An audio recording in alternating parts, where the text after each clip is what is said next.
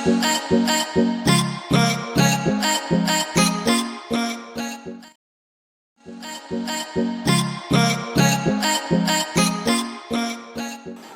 friends, welcome to JRF Chemistry. Today we will study about the most important topic related with the transition metal complexes, and that topic is the thermodynamic stability of the complexes. Okay, तो let us start the thermodynamic stability of the complexes. Thermodynamic stability का मतलब ये होता है कि कोई भी complex जो है वो एक पर्टिकुलर कंडीशन में कितने टाइम तक के स्टोर किया जा सकता है. ओके, तो थर्मोडायनेमिक स्टेबिलिटी दैट इज जो कंपाउंड की या हम जनरली कह लें कि स्टेबिलिटी जो होती है वो किस पे डिपेंड करती है. तो थर्मोडायनेमिक जो स्टेबिलिटी होती है कॉम्प्लेक्सेस की, थर्मोडायनेमिक स्टेबिलिटी जो होती है वो डायरेक्टली प्रोपोर्शनल होती है, किस पे डिपेंड करती है, ionisation energy of the metal. किस पे डिपेंड करती है, depends on ionisation energy of metal. ठीक है, मेटल की आयोनाइजेशन एनर्जी का सम जितना स्मॉलर होगा उसकी थर्मोडायनेमिक स्टेबिलिटी उतनी ज़्यादा होती है. That is smaller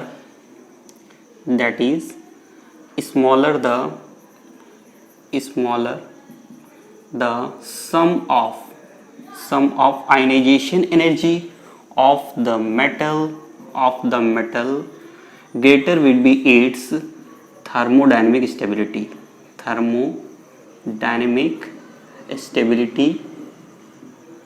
increases. बात समझ में आ रही है. दैट इज स्मॉलर वैल्यू होगी आयोनाइजेशन एनर्जी की सम जो होगा, अगर स्मॉलर है तो उसकी थर्मोडायनेमिक स्टेबिलिटी ज़्यादा होगी. तो उसको अच्छे से समझने के लिए हम लोग देखते हैं फॉर एग्जांपल Na2+ कॉम्प्लेक्स के लिए. तो Na2+ कॉम्प्लेक्स कैसे बनेगा. Na2+ कॉम्प्लेक्स का फॉर्मेशन कब होगा, जब निकिल से एक इलेक्ट्रॉन रिमूव किया जाए. तो जब 1 इलेक्ट्रॉन रिमूव करेंगे तो 1 इलेक्ट्रॉन रिमूवल के लिए जो एनर्जी नीडेड होगी उसको हम लोग फर्स्ट आयोनाइजेशन एनर्जी कहेंगे. फिर इस कैटायन से फर्दर एनर्जी एक इलेक्ट्रॉन रिमूव करेंगे तो डाई कैटायन बनेगा.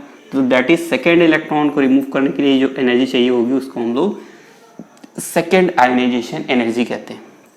तो निकिल 2+ के केस में first ionisation energy and the second ionisation energy का जो सम है वो कितना होता है, 2.5 × 10⁻³ किलो जूल पर मोल होता है. ओके, जबकि प्लैटिनम के केस में अगर हम देखेंगे, प्लैटिनम 2+ के केस में इसमें भी क्या है, first ionisation energy plus second ionisation energy का जो सम है वो कितना होता है, वो थोड़ा सा इससे ज़्यादा होता है. वो कितना होता है, 2.6 × 10⁻³ किलो जूल पर मोल होता है. तो हमें यहाँ पे ऑब्जर्व करने पे एक बात समझ में आ रही है कि निकिल की फर्स्ट और सेकेंड आयोनाइजेशन एनर्जी का जो सम है वो स्मॉलर है as compare to the sum of ionisation energies of the platinum. Platinum की आयोनाइजेशन एनर्जी का सम है वो लार्जर है. इसका मतलब ये होगा कि निकिल 2+ कॉम्प्लेक्सेस जो हैं वो स्टेबल होंगे as compare to the platinum 2+ complexes. For example अगर हम देखते हैं कि NiCN4 2- complex is more stable thermodynamically than PtCN4 2- complex. Okay, तो यहाँ पे हम देख सकते हैं कि यहाँ पे निकिल की ऑक्सीडेशन स्टेट कितनी है, +2 है, और यहाँ पे प्लैटिनम की ऑक्सीडेशन स्टेट कितनी है, +2 है. और हमें पता है कि निकिल +2 के कॉम्प्लेक्सेस हैं प्लैटिनम 2+ के कॉम्प्लेक्सेस से ज़्यादा स्टेबल होते हैं. क्यों, क्योंकि निकिल की +2 केस में आयोनाइजेशन एनर्जी कितनी होती है, 2.5 होती है, जबकि प्लैटिनम की थोड़ी सी ज़्यादा होती है. तो इसका मतलब NiCN4 2- is more stable as compare to the platinum 2+ complex. But in case of the 4+ complex, अगर इनका केस हम देखेंगे निकिल +4 आयन के कॉम्प्लेक्स के केस में, तो यहाँ पे निकिल +4 कैसे फॉर्मेशन हो रहा होगा, दैट इज यहाँ पे एक इलेक्ट्रॉन पहले रिमूव करेंगे तो फर्स्ट आयोनाइजेशन एनर्जी, फिर सेकेंड इलेक्ट्रॉन रिमूव करेंगे तो second ionisation energy, and further electron remove करेंगे तो थर्ड आयोनाइजेशन एनर्जी, एंड फिर इलेक्ट्रॉन रिमूव करेंगे तो fourth ionisation energy. That is यहाँ पे 4 इलेक्ट्रॉन रिमूव किए गए हैं. That is one by one जब इलेक्ट्रॉन रिमूव करेंगे तो उनकी रेस्पेक्टिव आयनाइजेशन एनर्जी जो है उनको हम सम कर देंगे, तो उनका सम जो आता है वो कितना होता है 11.3 into 10 to the power 3 kilo joule पर मोल होता है। कितना होता है? किलो जूल पर मोल होता है। ओके, जबकि प्लैटिनम के केस में देखेंगे, प्लैटिनम 4+ के केस में अगर हम देखेंगे तो इनकी आयनाइजेशन एनर्जी का सम, 4 आयनाइजेशन एनर्जीज का जो सम है that is first ionisation energy plus second ionisation energy plus third ionisation energy and plus fourth ionisation energy का जो सम है वो थोड़ा सा कम होता है। कितना होता है? 9.3 into 10 to the power 3 kilo joule पर मोल, किलो जूल पर मोल। तो यहाँ पे ऑब्जर्वेशन करके हम ये देख पा रहे हैं कि निकिल 4+ के केस में आयनाइजेशन एनर्जी ज़्यादा है, आयनाइजेशन एनर्जी का जो सम है वो ज़्यादा है, जबकि प्लैटिनम +4 के केस में आयनाइजेशन एनर्जीज का जो सम है वो स्मॉलर है। इसका मतलब प्लैटिनम 4+ कॉम्प्लेक्सेस जो होंगे वो ज़्यादा स्टेबल होंगे as compare to the nickel +4 complexes. For example अगर हम देखें दो कॉम्प्लेक्स को स्टडी करते हैं, for example K2PtCl6, K2PtCl6 is well known compound, is well known। K2PtCl6 जो है वो वेल नोन कंपाउंड है, but K2NiCl6 is not known। इसका मतलब क्या हुआ कि यहाँ पे K2PtCl6 कॉम्प्लेक्स में जो प्लेटिनम की ऑक्सीडेशन स्टेट है वो कितनी है? +4 है, और ये कंपाउंड जो है बहुत स्टेबल होता है। क्यों? क्योंकि यहाँ पे +4 ऑक्सीडेशन स्टेट है। +4 ऑक्सीडेशन स्टेट में प्लेटिनम की जो आयनाइजेशन एनर्जीज का जो सम है वो 9.3 है, जो कि काफ़ी स्मॉलर है as compare to the nickel +4 complexes में। यहाँ पे निकिल की ऑक्सीडेशन स्टेट कितनी है? इस कॉम्प्लेक्स में निकिल की ऑक्सीडेशन स्टेट +4 है। अब +4 स्टेट में आयनाइजेशन एनर्जीज का सम लार्जर है, इसीलिए जो निकिल के कॉम्प्लेक्सेस होते हैं +4 स्टेट में वो प्लैटिनम +4 से स्मॉलर स्टेबल होते हैं। तो यहाँ पे हमें बस समझाएं कि platinum +4 complexes are more stable as compare to the nickel +4 complexes. Okay, अब देखिए हम लोग बढ़ते हैं एक और इंटरेस्टिंग टॉपिक की तरफ, जो क्या है metal bonding in the cluster compound. तो ट्रांजिशन मेटल कॉम्प्लेक्सेस के केस में ये क्लस्टर कंपाउंड्स भी बनाते हैं, जिसमें बहुत ही इंटरेस्टिंग मेटल बॉन्डिंग होती है और काफ़ी एक्सटेंसिव मेटल बॉन्डिंग पाई जाती है। तो सबसे पहले हम लोग देखेंगे जो क्लस्टर कंपाउंड है, जैसे कि हम लोग प्रीवियस लेक्चर्स में भी स्टडी कर चुके हैं, structure of for example Fe3CO12 है, IR4CO12, Mn2CO10, Mn2CO10 and so on. इन ये सब मेटल कार्बोनिल्स हैं, इसमें क्या पाए जाते हैं? मेटल बॉन्ड होते हैं। और ये जो मेटल बॉन्ड किस तरह से निकाले जाते हैं ये हम लोग प्रीवियस लेक्चर्स में स्टडी कर चुके हैं, तो यहाँ पे हम लोग इसको स्टडी नहीं करेंगे, लेकिन कुछ और इंटरेस्टिंग एग्जांपल्स हैं जिनको हम लोग स्टडी करेंगे। फॉर एग्जांपल जैसे कि आप देखें एक कॉम्प्लेक्स है Cr2CH3COO2 ओके, ये क्या है? क्रोमियम एसीटेट कॉम्प्लेक्स है। इसका जो स्ट्रक्चर है वो सिमिलर होता है, इसका स्ट्रक्चर मॉलिब्डेनम के कॉम्प्लेक्स से ठीक सिमिलर होता है, दैट इज मॉलिब्डेनम एसीटेट का जो स्ट्रक्चर होता है वो भी सिमिलर होगा इसी कॉम्प्लेक्स से, ठीक है। तो यहाँ पे ये दो जो कॉम्प्लेक्सेस हैं क्रोमियम का और ये मॉलिब्डेनम का, ये दोनों ही सिमिलर स्ट्रक्चर शो करते हैं, that is similar structure. Okay, इन दोनों स्ट्रक्चर जो हैं वो काफ़ी इंटरेस्टिंग होती हैं इनके स्ट्रक्चर। इसमें अगर हम एक चीज़ देखेंगे, प्रीवियस लेक्चर में हम लोग स्टडी कर चुके हैं बॉन्डिंग ऑफ Re2Cl8 2- कॉम्प्लेक्स के लिए। इसमें हमने बॉन्डिंग जब हमने देखा था कि यहाँ पे कैसे यहाँ पे मेटल बॉन्ड हम स्टडी कर रहे थे, तो सबसे पहले इसमें क्या निकाले थे कि रीनियम की ऑक्सीडेशन स्टेट। तो रीनियम की ऑक्सीडेशन स्टेट यहाँ पे +3 है, +3 के केस में यहाँ पे D4 कॉन्फ़िगरेशन होता था, एंड दूसरा रीनियम एटम है वो भी +3 है, उसमें भी ऑक्सीजन कॉन्फ़िगरेशन जो है वो D4 होता था। इन दोनों इलेक्ट्रॉन का सम कर दिए थे तो 8 इलेक्ट्रॉन्स आ गए थे, अब इन 8 इलेक्ट्रॉन्स को हमने फिल किया था मॉलिक्यूलर ऑर्बिटल थ्योरी में, मॉलिक्यूलर ऑर्बिटल्स में, दैट इज यहाँ पे सिग्मा, पाई एंड डेल्टा। ये होता था सिग्मा, इसके ऊपर पाई और इसके ऊपर डेल्टा, फिर इसके ऊपर delta star and the pi star and the sigma star orbital होती थी। ऐसे यहाँ पे कुछ इस तरह से मॉलिक्यूलर ऑर्बिटल डायग्राम इसका हम लोगों ने बनाया था। तो यहाँ पे 8 इलेक्ट्रॉन फिल कर दिए थे, जैसे 2 to 4 6 एंड 8। तो बॉन्ड ऑर्डर कितना आ गया था यहाँ पे, बॉन्ड ऑर्डर आपका आया था 4, दैट इज रीनियम के बीच में यहाँ पे 4 बॉन्ड्स थे। ओके, सिमिलरली यहाँ पे भी अगर हमें बॉन्ड्स ऑर्डर निकालना है क्रोमियम और मॉलिब्डेनम कॉम्प्लेक्स के केस में, तो इसी मॉडल के बेसिस पे हम लोग इसका बॉन्ड ऑर्डर निकाल सकते हैं। फॉर एग्जांपल यहाँ पे क्रोमियम या मॉलिब्डेनम की जो ऑक्सीडेशन स्टेट है, तो ऑक्सीडेशन स्टेट के लिए हम लोग यहाँ पे क्या करेंगे, ऑक्सीडेशन स्टेट अगर देखेंगे तो देखिए आप 2 एसीटेट आयन यहाँ पे जुड़े हुए हैं। तो 2 एसीटेट आयन जुड़े हुए हैं, ये हमेशा ही बाइडेंटेड लिगैंड बनाते हैं। और क्रोमियम या मॉलिब्डेनम की जो ऑक्सीडेशन स्टेट है, क्रोमियम की +2 एंड मॉलिब्डेनम की भी ऑक्सीडेशन स्टेट जो है वो +2 होती है।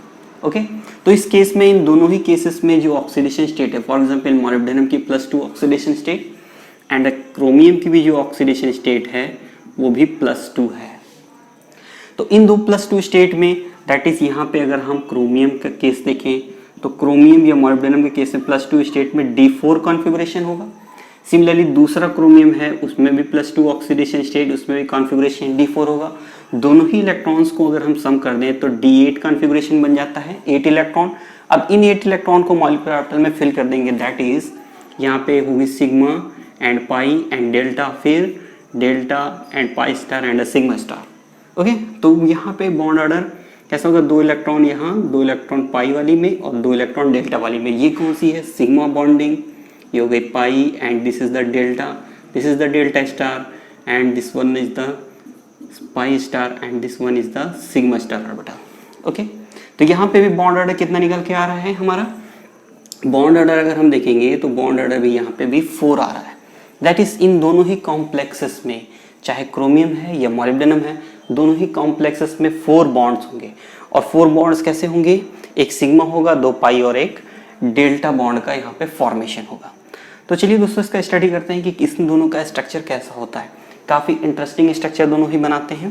तो सबसे पहले हम लोगों ने स्टडी के लिए कि इसमें बॉन्ड ऑर्डर कितना है, 4 है इन दोनों ही कॉम्प्लेक्सेस में। ओके, अब एक चीज़ यहाँ पे देखने वाली बात होगी कि इन दोनों ही कॉम्प्लेक्सेस में, ये 2 कॉम्प्लेक्स जो हैं, ये चाहे क्रोमियम का है या मॉलिब्डेनम कॉम्प्लेक्सेस है, दोनों ही हाईली कलर्ड कॉम्प्लेक्स होते हैं। कैसे होते हैं, हाईली कलर्ड कॉम्प्लेक्सेस होते हैं। कलर्ड कॉम्प्लेक्सेस क्यों होते हैं, because this is due to the delta to delta star transition. That is यहाँ पे डेल्टा से डेल्टा स्टार ट्रांजिशन होता है और इसी वजह से यहाँ पे कलर्ड होता है कॉम्प्लेक्स। दोनों ही कॉम्प्लेक्सेस काफ़ी इंटेंस कलर के होते हैं। तो दोस्तों यहाँ पे इनकी दोनों की हम लोग बॉन्डिंग देखते हैं कि यहाँ पे कैसे बॉन्डिंग होती है और काफ़ी इंटरेस्टिंग स्ट्रक्चर ये लोग बनाते हैं। इन दोनों में ये बात हमें ध्यान में रखनी होगी कि दोनों ही कॉम्प्लेक्सेस में मेटल 4 बॉन्ड्स होंगे और उन 4 बॉन्ड्स में जो लिगेंड है, एसीटेट लिगेंड, वो एसीटेट लिगेंड कैसे बाइंडिंग करता है, वो एसीटेट लिगेंड बाइडेंटेड बाइंडिंग करता है। दैट इज अगर इन दोनों का हम स्ट्रक्चर ड्रॉ करते हैं, फॉर एग्जांपल जैसे हम देखेंगे Cr2 CH3 COO twice dot 2s2, ठीक है। सिमिलर स्ट्रक्चर होगा मॉलिब्डेनम का भी, तो मॉलिब्डेनम के भी सिमिलर स्ट्रक्चर होता है, that is MO2 CH3 COO whole twice dot 2s2। Okay, तो इन दोनों का स्ट्रक्चर कैसे दिखाते हैं, जो एसीटेट आयन है वो बाइडेंटेड लिगेंड होता है। तो इन दोनों को इन जनरल हम मेटल्स लिख लेंगे, यहाँ पे हमने ऐसे मेटल लिख दिया। अब यहाँ से हमें बॉन्ड ऑर्डर पता चल गया कि बॉन्ड ऑर्डर कितना होता है, 4 होता है। दैट इज यहाँ पे 4 बॉन्ड ऑर्डर हमें दिखाना है, तो 4 बॉन्ड होंगे, मेटल के बीच में 4 बॉन्ड होंगे। एक सिग्मा होगा, 2 पाई होंगे और एक डेल्टा बॉन्ड का फॉर्मेशन होगा। तो यहाँ पे जो ऑर्बिटल्स हैं, कौन सी ऑर्बिटल कौन सा बॉन्ड बना रही हैं, तो जैसे ही हमने रीनियम कॉम्प्लेक्सेस में देखा था वहाँ पे भी होगा। जो सिग्मा बॉन्ड होता है, तो सिग्मा बॉन्ड कौन सा ऑर्बिटल बनाती हैं, अगर हम देखेंगे यहाँ पे, अगर डी ऑर्बिटल हम इसको ड्रॉ करें ऐसे, तो d ऑर्बिटल 5d ऑर्बिटल्स होती हैं, इसमें 4 इलेक्ट्रॉन होंगे, d4 कॉन्फ़िगरेशन होंगे। ये जो सिग्मा बॉन्ड बनता है, सिग्मा बॉन्ड किससे बनता है, dz² ऑर्बिटल के ओवरलैप से सिग्मा बॉन्ड का फॉर्मेशन होता है। ओके, यहाँ पे 2 ऑर्बिटल जो हैं वो पाई बॉन्ड बनाती है, ये एक पाई बॉन्ड है और एक पाई बॉन्ड है। ये पाई बॉन्ड किससे बनता है, dxz एंड dyz से पाई बॉन्ड का फॉर्मेशन होता है। तो यहाँ पे dxz एंड dyz जो है वो पाई बॉन्ड बनाते हैं। एक जो डेल्टा बॉन्ड का फॉर्मेशन होता है, वो डेल्टा बॉन्ड का जो फॉर्मेशन होता है वो किससे होता है, dxy ऑर्बिटल से, dxy ऑर्बिटल से। सेम वैसे ही यहाँ पे बॉन्डिंग होती है जैसे कि हमने Re2Cl8 2- में देखा था। यहाँ पे भी जो डेल्टा बॉन्ड का फॉर्मेशन था वो किससे हो रहा था, dxy ऑर्बिटल से डेल्टा बॉन्ड का फॉर्मेशन हो रहा था। ठीक वैसे ही यहाँ पे डेल्टा बॉन्ड का फॉर्मेशन होता है। बस इंटरेस्टिंग चीज़ यहाँ पे देखने वाली बात ये होगी कि जो मेटल्स हैं उनके बीच में 4 बॉन्ड्स होंगे और उन मेटल्स के साथ बाइडेंटेड मोड में ये एसीटेट लिगैंड बाइंड करते हैं। दैट इज यहाँ पे एक एसीटेट लिगैंड जो होगा, ऑक्सीजन एटम ऐसे होगा कुछ इस तरह से।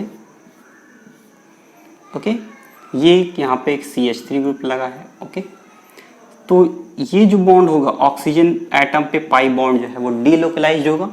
सिमिलरली यहाँ पे भी नीचे की तरफ भी ऑक्सीजन एटम जुड़े होंगे, दैट इज O कुछ इस तरह से। यहाँ पे भी पाई बॉन्ड का डीलोकलाइजेशन हो रहा होगा। ओके, अब देखेंगे कि यहाँ पे जो दूसरा एसीटेट आयन है, 2 एसीटेट आयन ये हो गए। यहाँ पे एक्चुअल में एसीटेट का 4 होता है, 4 एसीटेट मॉलिक्यूल होते हैं। ओके, 4 एसीटेट आयन होते हैं। तो यहाँ पे दूसरा एसीटेट मॉलिक्यूल जो होगा वो, ये अगर इस प्लेन में है तो दूसरा एसीटेट मॉलिक्यूल जो होगा वो कैसा होगा, परपेंडिकुलर होगा। दैट इज एक सामने से एक एसीटेट ऐसे होगा और इसके पीछे होगा। उसको हम 3D में कैसे दिखाएंगे कि एक ऑक्सीजन एटम ऐसे है यहाँ पे और कार्बन एटम ये हो गया, ये ऑक्सीजन एटम है ऐसे, और यहाँ पे एक CH3 ग्रुप जुड़ा हुआ है कुछ इस तरह से। ओके, सिमिलरली यहाँ पे भी ऑक्सीजन एटम है, ये ऑक्सीजन एटम है और कार्बन एटम यहाँ से कुछ ऐसे होगा।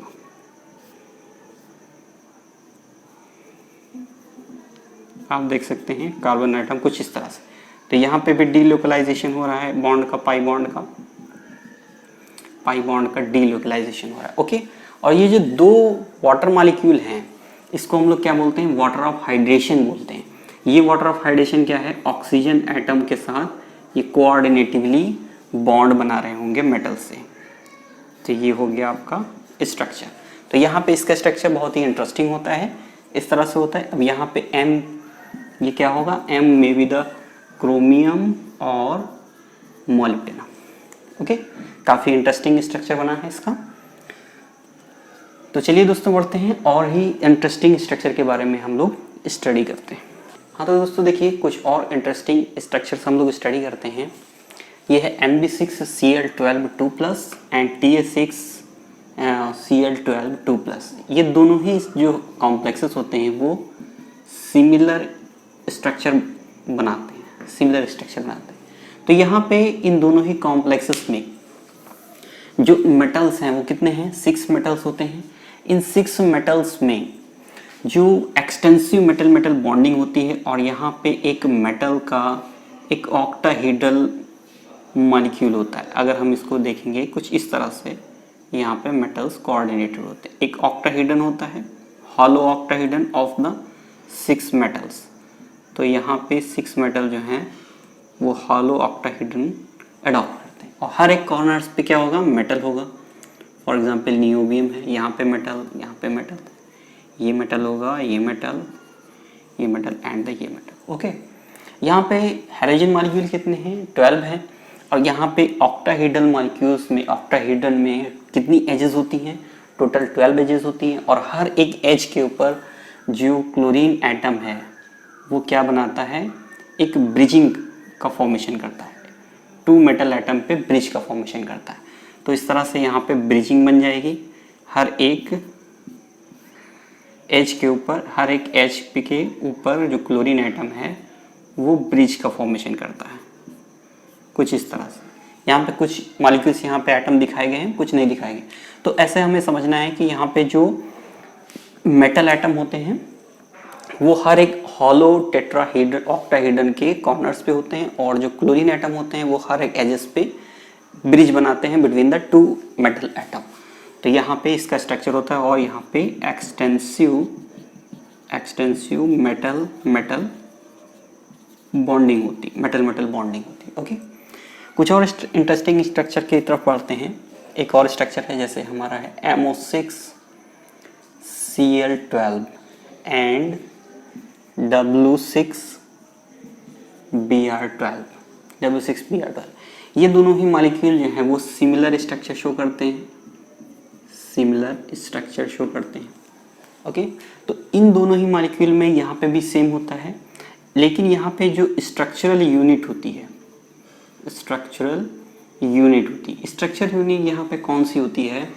स्ट्रक्चरल यूनिट यहाँ पे होती है M6X8 4+ यूनिट होती है, 4+ यूनिट, वो एक स्ट्रक्चरल यूनिट होती है, वही यहाँ पे रिपीटिशन होता है उसका। अब इस स्ट्रक्चरल यूनिट में मेटल्स कितने हैं? 6 है, तो यहाँ पे भी सेम स्ट्रक्चर होगा, दैट इज जो मेटल हैं वो एक ऑक्टाहेड्रन का फॉर्मेशन करते हैं, एक ऑक्टाहेड्रन होगा ऐसे, 6 मेटल एटम का एक हॉलो ऑक्टाहेड्रन होगा। और जो लिगेंड है यहाँ पे टोटल अगर ट्रायंगुलर फेस देखें तो टोटल ट्रायंगुलर फेस कितने हैं? 8 होते हैं। जो एक हैलोजन एटम है, हर एक हैलोजन एटम एक ट्रायंगुलर फेस पे ट्रिपली ब्रिज बनाता है, यहाँ पे एक ट्रिपली ब्रिज का फॉर्मेशन होगा। तो एक ट्रिपल जितने यहाँ पे ट्रायंगल हैं उतने यहाँ पे ट्रिपली ब्रिज हैलोजन होंगे। टोटल ट्रायंगुलर फेसेस कितनी हैं? 8 हैं, और 8 ही ट्रिपली ब्रिज्ड हैलोजन एटम होंगे। दैट इज यहाँ पे भी एक ट्रिपली ब्रिज ऐसे हैलोजन एटम जुड़ा होगा कुछ इस तरह से, यहाँ पे भी ऐसे जुड़ा होगा ट्रिपली ब्रिज हैलोजन एटम। तो इस तरह से इसका स्ट्रक्चर होता है, ओके। तो यहाँ पे काफ़ी इंटरेस्टिंग स्ट्रक्चर ये लोग ड्रॉ करते हैं, ओके। तो यहाँ पे होती है एक्सटेंसिव मेटल मेटल बॉन्डिंग होती है, ओके। एक और स्ट्रक्चर बहुत ही इंटरेस्टिंग है, वो है रीनियम कॉम्प्लेक्स का। रीनियम कॉम्प्लेक्स जो होता है, जैसे कि ReCl3 जो है रीनियम हैलाइड, ये जो रीनियम हैलाइड है ये काफ़ी अनस्टेबल होता है, और मोनोमेरिक होगा तो अनस्टेबल होता है।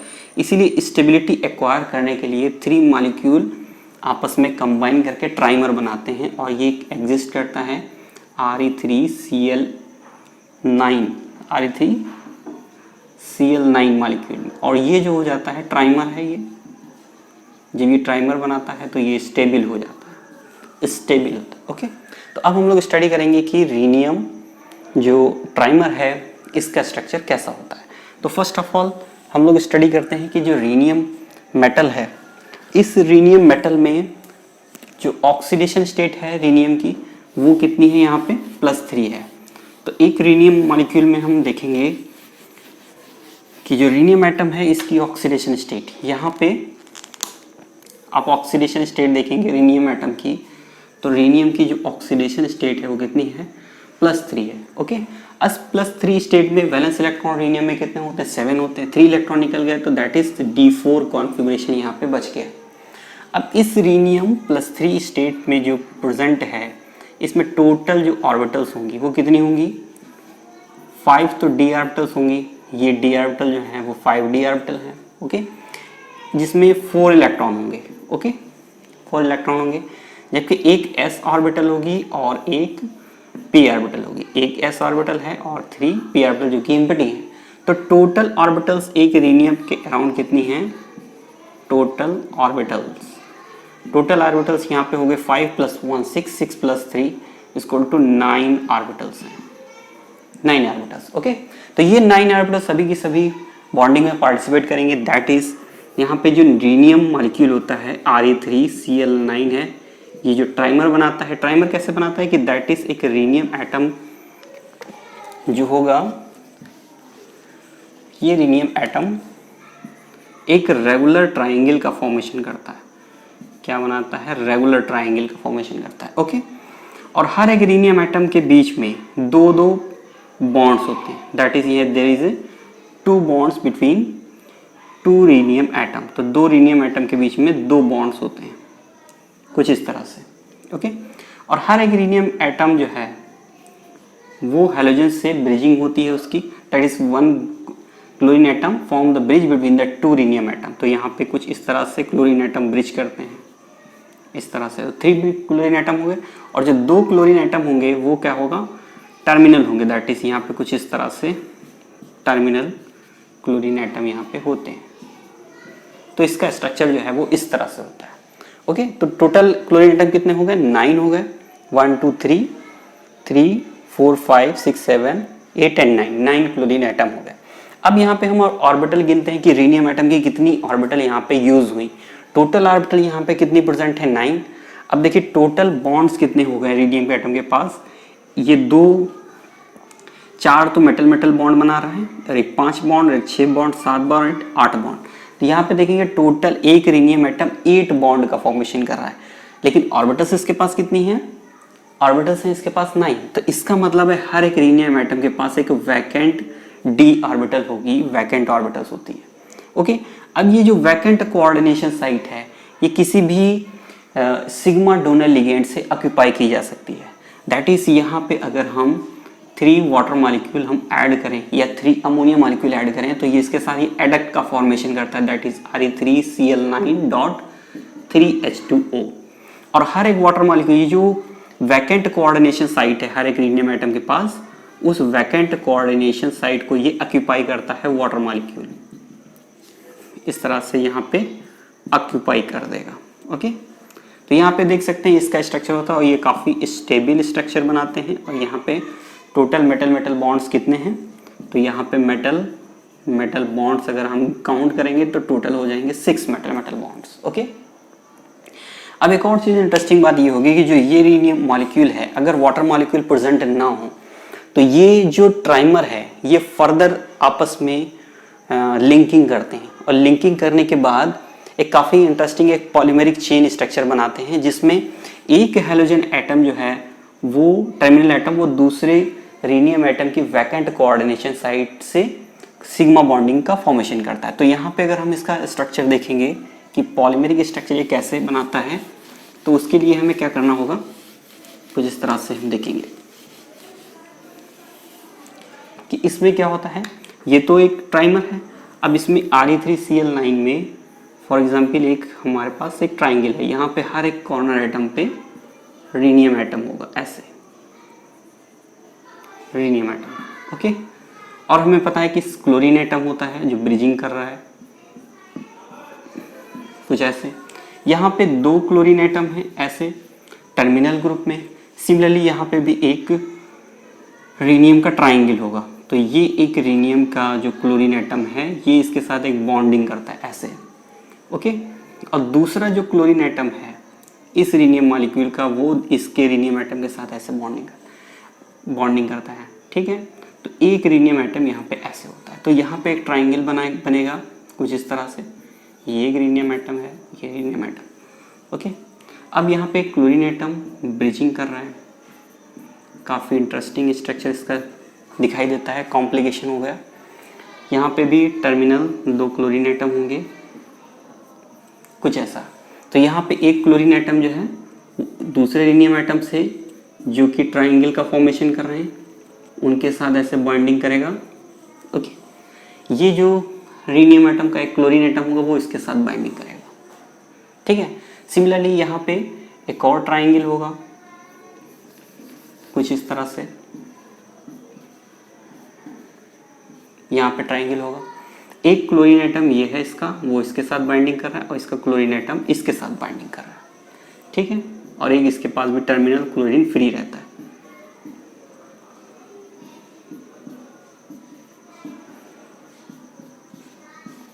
तो अब देख सकते हैं काफ़ी कॉम्प्लिकेटेड स्ट्रक्चर है।